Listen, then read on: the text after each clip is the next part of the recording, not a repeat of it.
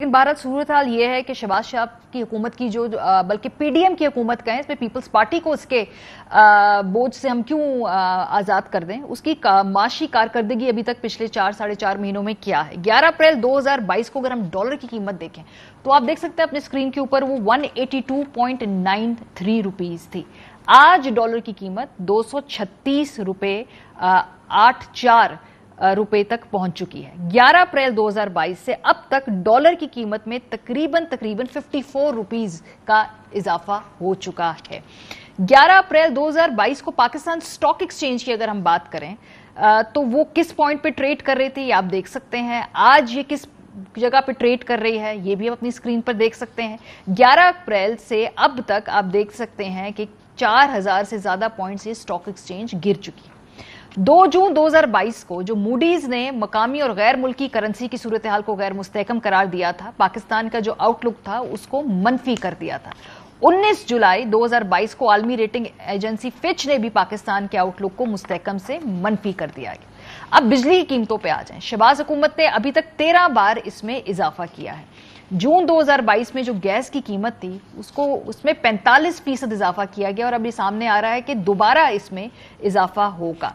जुलाई में ईसीसी ने गैस की कीमत में 335% इजाफे की मंजूरी दी थी और अब दोबारा 300% इजाफे की तैयारी मुमकिन तौर पे की जा रही है। पेट्रोल की कीमत पे आ जाएं। उस वक्त 11 अप्रैल को क्या थी कीमत 149.86, डीजल 144.15। आज पेट्रोल की कीमत 235 रुपीज, डीजल की कीमत 247 रुपीज। अभी तक 86 रुपीज जो है वो पेट्रोल की कीमत में इजाफा हो चुका है और डीजल की कीमत में 100 रुपए से ज्यादा इजाफा हो चुका है। महंगाई की जो सालाना शरह है ये हम नहीं बता रहे, ये पाकिस्तान का इदारा शुमारियात बता रहा है। 16.44% थी इन्फ्लेशन और अब 40% से ज्यादा है। तो ये है सूरत हाल इस वक्त पूरे मुल्क में कि मामलात IMF डील के बाद भी क्या जो एक फिस्कल स्पेस हुकूमत एक्सपेक्ट कर रही थी वो मिलेगी या नहीं मिलेगी। शबर जई साहब माहिर मईशत हमारे साथ मौजूद है, बहुत शुक्रिया सर हमें ज्वाइन करने के लिए। IMF की प्रोजेक्शंस हमने देखी हैं, अगले आने वाले 4-5 साल बिल्कुल भी पाकिस्तान के लिए आसान नहीं होने वाले हैं। लेकिन सर ये इतना शार्प ड्रॉप हमने देखा है, ये क्या ये नेचुरल है, क्या ये ऑर्गेनिक है, क्या इसलिए क्योंकि आलमी मार्केट के अंदर भी जाहिर सी बात है पूरी दुनिया में फराते ज़र बढ़ रहा है, पूरी दुनिया में इन्फ्लेशन है, उसका असर पाकिस्तान के ऊपर होना ही है। इस वजह से हम इतना ज्यादा मार्जिन देख रहे हैं, ये जो महंगाई बढ़ी है। देखिए बात ये है कि जो इंटरनेशनल फोर्सेस हैं वो अपनी जगह पे काम कर रही हैं, मगर अगर इंटरनेशनल के साथ आप पाकिस्तान का कंपैरिजन करें तो पाकिस्तान में एक्स्ट्रा ऑर्डिनरी प्राइसेस भी बढ़ी हैं और उसकी बुनियादी वजह ये है कि हम अपनी मईशत में डॉलर को कंट्रोल नहीं कर पा रहे हैं और हम अपने मईशत में जो इनपुट कॉस्ट है बिजली और गैस को बिजली और पेट्रोल को कंट्रोल नहीं कर पा रहे हैं। तो उसकी वजह से पाकिस्तान की जो इफरात ज़र या महंगाई की शरह है वो तकरीबन आम दुनिया से डबल हो गई है। मगर मारिया मेरे लिए मसला जो हो गया है वो तो ठीक है, अब जो भी है, मगर जो मुझे ये मसला है वो आगे का मसला है। मैं आगे के हालात इन लोगों के सामने रखते हुए सही नहीं देख रहा हूँ, क्योंकि जिस तरह आपने मुझे सुनाया अभी, अगर जो बात मरियम नवाज साहिबा कह रही हैं, अगर मैं गौर से सुनूं तो इसका मतलब है कि उनको पाकिस्तान के माशी हालात का कोई अंदाजा नहीं है और ना उनको ये पता है कि हम किस डॉक्यूमेंट पे साइन करके आए हैं IMF में।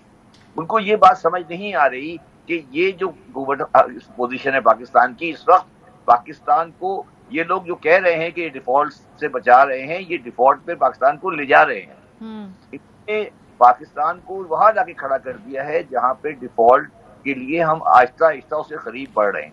और मैं क्यों कह रहा हूँ और ये फर्क क्या है मैं बता देता हूँ इमरान खान की गवर्नमेंट में और आज की गवर्नमेंट में, कि जो इमरान खान की गवर्नमेंट थी वो एक वन पार्टी गवर्नमेंट थी और उसके अंदर एक कंसिस्टेंसी ऑफ पॉलिसी आ रही थी। अब इनके अंदर प्रॉब्लम जो आ गई है मुझे बिल्कुल वाज़े तौर पे नजर आ रहा है, इनको ये इनके दिमाग में ये बैठा हुआ है कि ये कोई इनके पास मैजिक कोई अलादीन का चिराग है जिससे ये इसाक डार साहब को लाके डॉलर के बैलेंस को कर देंगे। मैं इस करेंसी अकाउंट को बहुत अरसे से देख रहा हूँ और ये जो आज पाकिस्तान में डॉलर की कमी आई है उसकी बुनियादी वजह इसाक डार साहब ही हैं। मैं आपको कहता हूँ मैं क्यों कह रहा हूँ, मैं ये इसलिए कह रहा हूँ कि इसाक डार साहब ने अपने दौर में پاکستان کا تقریباً $60 بلین کا جو پیسہ خرچ کیا ہے، مارکیٹ میں ڈالر پھینکے تھے جس سے روپی کو بیلنس انہوں نے اسٹرانگ کیا تھا. میں اب عام آدمی کے لیے بتا دوں کہ اسٹیٹ بینک کے ڈالر ہوتے ہیں، اگر آپ اس کو مارکیٹ میں ڈال دیں تو ڈالر کی ویلیو کم ہو جاتی ہے. اسحاق ڈار صاحب نے اپنی اس خواہش میں کہ میں ڈالر کو بیلنس رکھوں گا، اس لیے انہوں نے یہ مارکیٹ میں پھینکے اور پاکستان نے اس سے $60 بلین کا نقصان کیا. میں ماری آپ کو ایک اور بات بتا دیتا ہوں، یہ ڈالر کی ویلیو کم کرنے کی بات اسحاق ڈار صاحب کیوں کرتے ہیں؟ اس کی وجہ یہ ہے کہ P M L Nawaz Sharif اور اسحاق ڈار صاحب یہ امپورٹر کی دنیا ہے، صحیح امپورٹر کی حکومت ہے. یہ چاہتے ہیں کہ پاکستان میں امپورٹ ہوتی رہے اور امپورٹ ہونے کے لیے سستا ڈالر چاہیے ان کو، چاہے اس کے لیے پاکستان تباہ ہو جائے. پاکستان جو تباہ ہوا ہے آج، وہ 1992 سے لے کر 2018 تک P M L Nawaz Sharif کی امپورٹ بیس پالیسی کی وجہ سے تباہ ہوا ہے. اچھا. اور وہ ڈار صاحب نے ڈالر کو سستا رکھا، امپورٹر کو فائدہ دیا اور لوکل انڈسٹری کو اور ایکسپورٹر کو تباہ کر دیا، جس کا نتیجہ میں آج بھگت رہا ہوں. تو آپ یہ بات کو بڑا دھیان سے سمجھیں کہ یہ جو باتیں اس وقت کر رہے ہیں، ان کا خیال ہے کہ یہ اس جگہ بیٹھے ہیں جب ان کے پاس ڈالر اویلیبل ہے مارکیٹ میں پھینکنے کے لیے، وہ اب نہیں ہے. پاکستان ڈیفالٹ کی طرف جا رہا ہے، یہ ڈیفالٹ کی طرف لے جا رہے ہیں. سر ڈیفالٹ کی طرف آپ کہہ رہے ہیں یہ لے جا رہے ہیں. ابھی اگر ہم سنیں تو سارا پی ایم ایل این کا نیریٹو یہ کہ ہم نے ڈیفالٹ سے بچایا ہے. اب جو سیلاب آیا ہے، ظاہر سی بات اس کی وجہ سے اضافی $11-12 بلین چاہیے ہوں گے، وہ کہاں سے آئیں گے؟ میری بات سنیں، یہ تو سیلاب ان کے لیے نعمت بن گیا ہے، کیونکہ جب ہم ڈیفالٹ میں جائیں گے یا ہماری پریشانی آئے گی تو یہ کہیں گے کہ ہم نے کچھ نہیں کیا، یہ سیلاب نے کیا ہے. یہ تو آپ سمجھے، ابھی آپ دیکھیے گا 2 ہفتے بعد آپ بیان سنیں گی کہ یہ حالت خراب اس لیے ہو گئے کہ سیلاب نے کیا ہے. سیلاب کا کوئی تعلق نہیں ہے پاکستان کے ڈیفالٹ جانے سے. سیلاب کا جو افیکٹ آئے گا وہ ابھی نہیں آئے گا، وہ ابھی اگلے 5-6 مہینے بعد آئے گا جب آپ کو فوڈ امپورٹ کرنی پڑے گی. میں صرف یہ کوشش کر رہا ہوں کہ مفتاح صاحب اور شہباز شریف صاحب کیونکہ اس وقت ڈرائیونگ اسٹیئرنگ پہ بیٹھے ہیں تو ان کو اندازہ ہے، اور مفتاح صاحب کی ٹون کو آپ غور کریں، ان کو بڑی اچھی طرح اندازہ ہے کہ ان کے ہاتھ میں کیا ہے، اور وہ اس بات کو اچھی طرح سمجھ رہے ہیں کہ میری گاڑی گڑھے کی طرف جا رہی ہے. اب اس گڑھے سے نکالنے کے لیے پاکستان میں ایک اسٹرانگ مضبوط گورنمنٹ چاہیے، جس پارٹی کے پاس مینڈیٹ ہو، عوام کا مینڈیٹ بھی ہو اور انٹرنیشنل مینڈیٹ بھی ہو. وہ نہیں ہے. یہ سیاسی بات نہیں کر رہا، میں صرف کہہ رہا ہوں کہ اس وقت پاکستان کی معیشت کو ضرورت ہے کہ پاکستان میں ایک گورنمنٹ ہو جس کے پاس اسٹرانگ مینڈیٹ ہو، چاہے ان کی گورنمنٹ ہو، اسٹرانگ مینڈیٹ ہو جس کو انٹرنیشنل کمیونٹی ایکسیپٹ کرے، اور اس کے بعد ہم پاکستان کو مسائل سے نکال سکتے ہیں.